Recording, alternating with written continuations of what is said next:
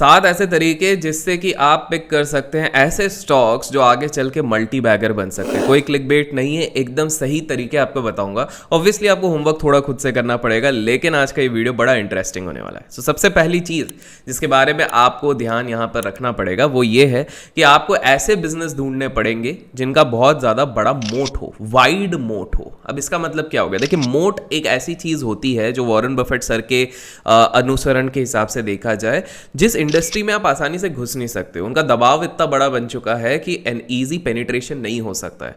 तो इसको हम कहते हैं बैरियर टू एंट्री। सिंपल से एग्जांपल देखिए, आज के समय पे अगर भारत में बात करें तो बैंकिंग लाइसेंस मिलना इतना आसान नहीं है। कितने बड़े प्राइवेट बैंक्स आपने लास्ट 20 साल में नए आते हुए देखे? हार्डली 1 और 2, राइट? वही पुराने नाम चलते हैं। HDFC बैंक चलता है, ICICI बैंक चलता है, कोटक बैंक चलता है। डिस्क्लेमर, ये किसी बाय और सेल रिकमेंडेशन नहीं है, लेकिन मैं आपको समझाने के लिए इसका उपयोग कर रहा हूं। तो आपको ये चीज समझनी पड़ेगी कि अगर आपको रियली मल्टी बैगर ढूंढना है तो आप ऐसे स्टॉक्स ढूंढिए जिनका इतना बड़ा दबाव बन चुका है कि उधर पेनिट्रेशन करना आसान नहीं है। तो एक तो होता है बैरियर टू एंट्री और दूसरा होता है इकोनॉमिक मोड। एक सिंपल सा उदाहरण अगर दूं तो एशियन पेंट्स की अगर बात करें तो ये मार्केट लीडर है पेंट्स के सेगमेंट में। ये प्राइसिंग सेट करता है बाकी पेंट कंपनीज के लिए। जहां बाकी कंपनीज को 24 घंटे लगते हैं अपने होलसेलर को पेंट डिलीवर करने के लिए, एशियन पेंट्स बहुत जगह पर केवल 1 से 2 घंटे के अंदर डिलीवर कर देता है। ये सारी इसलिए बिकॉज काफी पुरानी कंपनी है, काफी स्ट्रीमलाइन है, 60,000 से ज्यादा सप्लायर्स है और बहुत सारे एडवांटेज, तो इनको एक इकोनॉमिक मोट भी मिलता है। तो आपको ये चीज समझनी पड़ेगी कि ये अगर दो चीजें मिल जाती है, एक डेडली कॉम्बिनेशन हो जाता है। बिकॉज इससे क्या होता है, ये हायर रिटर्न देते हैं लॉन्गर टाइम पीरियड के लिए, प्लस इनके कैश फ्लोज काफी प्रिडिक्टेबल है।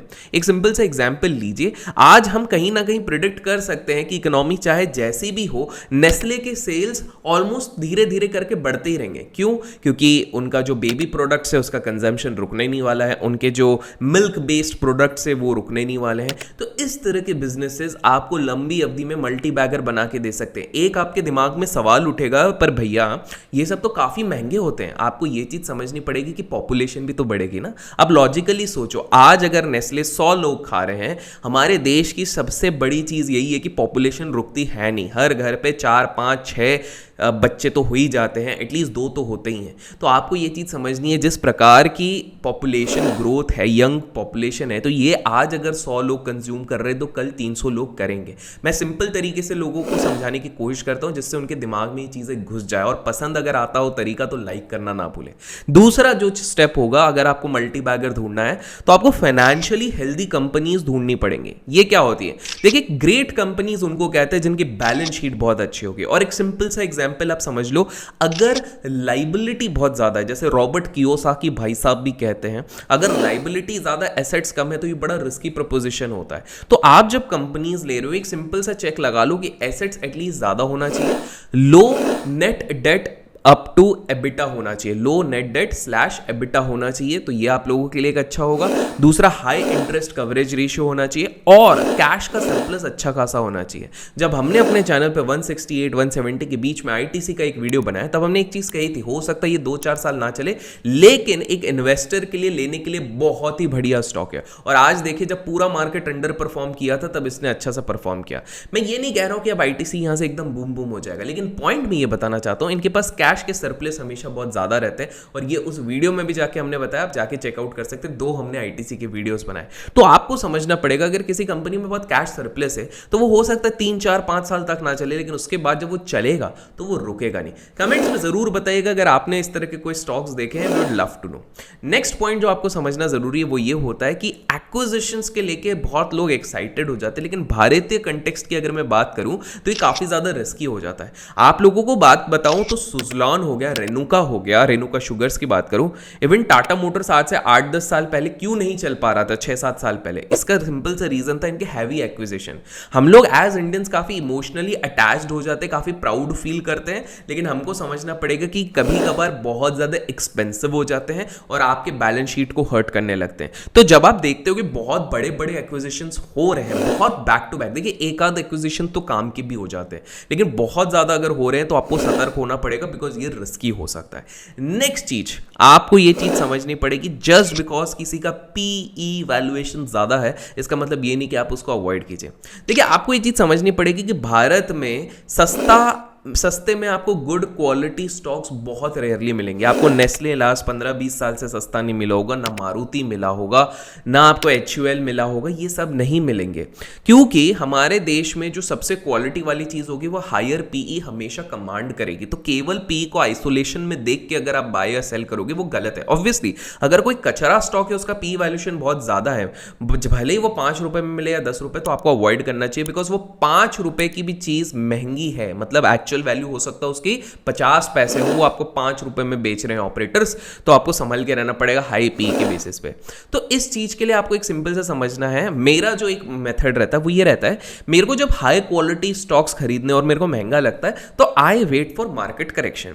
जब 2020 का करेक्शन हुआ तब मैंने वापस थोड़ा सा नेस्ले, SRF इस तरह के स्टॉक्स ऐड कर लिए, क्वालिटी वालों की मैं अगर बात कर रहा हूँ। लाइक वाइज अगर आपको बात करूँ तो हाँ, थोड़े IT जाइंट्स को भी ऐड कर लिया था। रिलायंस मैंने नहीं किया था, उसका रिग्रेट मैंने ऑलरेडी बताया, रिग्रेट तो नहीं बट हाँ एक लेसन रहता है। तो इस तरह से ये सारी चीजें वॉरेन बफेट भी मानते हैं। अब बफेट सर के अगर माइंड को समझना है तो उनके ऊपर एक बहुत ही प्यारी किताब है बफेटोलॉजी, और अगर आपको पढ़ने की इच्छा नहीं है तो आप सुन के सारा ज्ञान अर्जित कर सकते हो, बिकॉज पूरी की पूरी फुल बुक कुकू FM पे अवेलेबल है। बफेटोलॉजी की 71 धमाकेदार चैप्टर्स है। और टीचर्स डे के उपलक्ष्य पे कुकू FM पे एक शानदार ऑफर भी चल रहा है from 3rd to 5th September. Description में दिए गए लिंक से अगर आप कुकू FM डाउनलोड करते हैं और यूज करते हैं कोड LEARN50 तो आपको पूरे 15 मंथ्स दैट इज 12 + 3 मंथ्स के लिए सब्सक्रिप्शन मिलेगा केवल 199 रुपीज में। तो किस चीज का वेट कर रहे हैं आप सभी? डिस्क्रिप्शन में दिया गया है लिंक, जाके डाउनलोड कीजिए कुकू FM। और इसी के साथ अब हम बढ़ते हैं अपने नेक्स्ट पॉइंट पे। तो अगर आपको मल्टी बैगर ढूंढना है तो आप थोड़ा बहुत एक्सपोजर स्मॉल कैप्स में लो। आई नो ये बहुत ज्यादा कॉन्ट्रडिक्टरी हो गया as to a common perception, जिसमें हर कोई कहते हैं कि पेनी स्टॉक्स और स्मॉल कैप में बिल्कुल नहीं डालना। देखो मेरा मानना है, अगर आपकी एज कम है, इफ यू आर अंडर 35-40, तो आपको थोड़ा बहुत रिस्क लेना चाहिए, बिकॉज आप वो हिकअप्स ले सकते हो। एक सिंपल सी आप चीज देखिए, अगर एक रोड है जिसमें बहुत सारे बम्पर है, अगर आप यंग हो तो आप वहां पर जा सकते हो, ज्यादा पॉट होल्स भी हो तो आपको इतना टेंशन नहीं होगा, उबड़ खाबड़ रास्ता हो तो भी बाइक वाइक भी चला लोगे और खुद भी चल के जा सकते हो। लेकिन वहीं पर जैसे आपकी उम्र बढ़ जाएगी, ओल्ड हो जाओगे, तो आपको थोड़ा सा रिस्क होता। तो अगर आप यंग हो तो थोड़ा स्मॉल कैप लो। इसके 2-3 रीजन है। पहली चीज है, इसमें अपसाइड पोटेंशियल ज्यादा रहता है। तो जहां पर कि एक लार्ज कैप अगर 17-18% की CAGR पे चलेगा, there is a high possibility एक स्मॉल कैप अगर अच्छा वाला लिया वो 30-40% से चल जाए। ऑब्वियसली 30-40% का CAGR अगर देगा तो रिस्क भी उतना रहेगा, तो आपको वो रिस्क लेना है, इसलिए पूरे का पूरा स्मॉल कैप नहीं लेना, थोड़ा अमाउंट लेना है। दूसरी चीज यहां पर मेन चीज है, अगर स्मॉल कैप में भी थोड़ा सेफ्टी क्वेश्चन चाहिए तो स्मॉल कैप में मार्केट लीडर्स के पास चले जाओ, क्योंकि ये मार्केट लीडर्स के पास मार्जिन बहुत ज्यादा रहता है, जिसके कारण ये प्रॉफिटेबिलिटी भी ज्यादा दिखा सकते हैं। तो आप सिंपल सा एक चेक कर सकते हो, आजकल बहुत सारी फ्री वेबसाइट्स भी हैं, आप जाइए देखिए स्मॉल कैप है, स्मॉल कैप में मार्केट कैप के बेसिस पे थोड़े ऊपर कौन से और कौन से market leaders in various segment, चाहे प्लास्टिक हो, चाहे कोई सी भी चीज हो, पेपर हो या कुछ। नेक्स्ट स्टेप है कि उस ओवरऑल सेक्टर का स्कोप आपको क्या लगता है। देखिए ये एक बहुत सब्जेक्टिव इन नेचर हो जाता है, सब्जेक्टिव इन द सेंस सबका एक अलग ओपिनियन होगा। पर्सनली मैं लॉन्ग टर्म के लिए पेपर स्टॉक्स में निवेश नहीं करता हूं। अब आप बोलोगे ऐसा क्यों? देखो हो सकता है पेपर स्टॉक्स आगे भी चले, बहुत भी चले, बट मैं थोड़ा बहुत एक चीज देखता हूं कि वेस्टर्न कल्चर कहीं ना कहीं हमारे इधर शिफ्ट हो जाता है, उनका प्रभाव यहां पर भी आता है। और मैंने देखा है किस प्रकार से वॉरेन बफेट सर के भी सबसे बड़े बेट्स जो न्यूज़पेपर या पेपर पे थे वो फेल हुए। आई मीन टू से मैं एक लॉजिकली देखता हूं, मैं आज के टाइम पे मैक्सिमम कंटेंट डिजिटल प्लेटफॉर्म पे कंज्यूम करता हूं। लॉजिकली सोचो, हमको न्यूज़पेपर पढ़ना, हम डिजिटली जा रहे हैं। हमने तो हमारे घर पे पहले 4 आते थे, सब बंद करवा दिए, तो हम न्यूज़पेपर भी डिजिटली देख रहे हैं। प्लस हमारे जो ई बुक्स आ गई हैं आजकल, किंडल आ गया है, किताबें भी वहाँ जा रही हैं। तो अदर देन पैकेजिंग, और पैकेजिंग में भी मेरे को क्या लगता है कि अगर एक इंडस्ट्री डिसरप्टर आ गया, अचानक से कोई बोला कि ये न्यू वे ऑफ पैकेजिंग है, जिससे क्योंकि आधे टाइम हमारी ये भी एक चलता है ना, पेड़ बचाओ, ये आंदोलन, ये सारी चीजें, तो you never know, already scientist are working towards some alternative. आपको ऐसा कोई ऑल्टरनेटिव अगर पता है जो पैकेजिंग में यूज हो सकता है या आपको लगता है आगे आ सकता है, कमेंट्स में बताना, क्योंकि मैं भी थोड़ा उस पर रिसर्च करना चाहता हूँ। तो मुझे ये लगता है ये सारी चीजों के कारण लॉन्ग टर्म पे नहीं, ठीक है, शॉर्ट टर्म स्विंग विंग ये सब मैं खेल लेता हूँ उस पर, बाकी नहीं करता हूँ। बट हाँ, वहीं पर एक और सेक्टर हो गया, अगर मैं स्कोप की बात करूँ पॉजिटिव साइड पे, तो ईवी हो गया, इलेक्ट्रिक व्हीकल। अब इलेक्ट्रिक व्हीकल में ना एवरीवन इज सो डिपेंडेंट कि वो सिर्फ मोटरसाइकिल या फिर कार ही देख रहे हैं जो ईवी सेगमेंट है। भाई ईवी सेगमेंट में बाकी चीज़ें भी तो चलेंगी, एंसिलरीज। क्यों भाई, बिना ब्रेक के क्या गाड़ी अपने आप चलने लगेगी? नहीं चलेगी। उसके बाद बैटरीज लगेंगी, व्हीकल्स लगेंगी, काफ़ी सारी चीज़ें लगेंगी।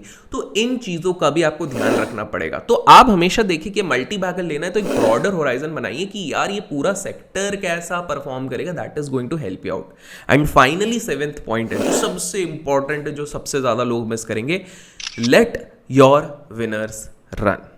देखिए, जब एक डीप कंसोलिडेशन के बाद एक स्टॉक चलता है बहुत सालों बाद, 3 4 5 6 7 8 साल बाद, तो जो लोग पहले से फंसे रहते हैं वो थोड़ा मुनाफा देखते नहीं है या कॉस्ट टू कॉस्ट देखते नहीं, निकल जाते हैं। रिलायंस 8 साल तक नहीं चला था, 9वें साल में थोड़ा सा चला, सब निकल गए।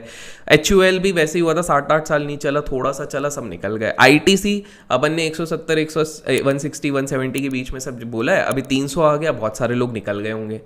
आपको ये चीज़ समझनी है कि शेयर मार्केट का ना ये रूल है, आप इधर बड़ा पैसा तभी बना पाओगे जब आपके विनर्स बढ़ रहे हैं और आप उसको कैरी करते हो। अगर आपका कन्विक्शन स्ट्रांग है कि मैंने XYZ रीजन के कारण ये स्टॉक लिया और इस स्टॉक के अंदर अच्छा मोट है और जो भी मैंने टक टक टक टक टक 7 पॉइंट्स बताए हैं, अगर ये सारी चीजें मैच हो रही है तो मेरे हिसाब से you should never ever sell your stocks. तो आप इस चीज का ध्यान रखिए कि अच्छे स्टॉक्स को होल्ड करना है। ये सारे पॉइंट्स जानने के बाद आपके दिमाग में कौन से स्टॉक्स आए, कमेंट्स में नाम जरूर बताएगा। यू नेवर नो, आपका कोई स्टॉक सही में मल्टी बैगर बन जाए एंड मुझे उनमें से कोई पसंद आएगा तो मैं कमेंट्स में जरूर बताऊंगा आपको। And till then keep learning, keep growing, keep investing and keep trading. Description में कुकू FM का लिंक आपको मिल जाएगा।